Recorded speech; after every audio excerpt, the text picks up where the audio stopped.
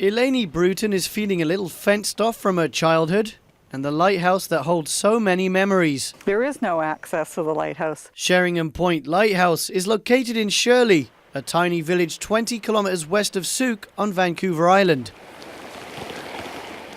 In 1968, Bruton, just 11 years old, lived in a home directly behind the lighthouse. While her childhood home is no longer there, the lighthouse is, and it belongs to the Coast Guard. In 2005, Bruton started the Sheringham Point Lighthouse Preservation Society. She says that the lighthouse is a historic site to be celebrated. And while the lighthouse is on full display to ships in the Strait of Juan de Fuca, it's not to the public. And the Sheringham Point Lighthouse Preservation Society wants to change that. The goal of our society is to have it as a passive park and have it accessible to the public so that anyone can come down and enjoy it. The lighthouse was built in 1912, shortly after a passenger liner, the Valencia, crashed into rocks off the coast of Port Renfrew. Vice chair of the society is Shirley volunteer firefighter Rob Van Veen. He says the fenced-off land is considered, quote, excess to requirements by the federal government, which means it's up for grabs.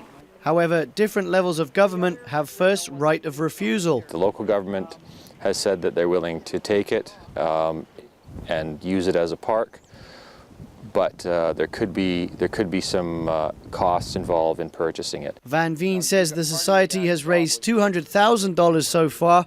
He hopes that money raised can be used to build and operate the park, featuring an interpretive centre. He also hopes the federal government will donate the lighthouse and the land. It just needs a lot of work to make it safe for the general public, and that would have to be done before it was opened. Picnic tables, paths, as accessible as possible to people of all mobility levels. Today, the lighthouse operates 24 hours with a green beacon flashing every 15 seconds. Bruton hopes to one day bring back a lighthouse keeper so that visitors can once again go inside.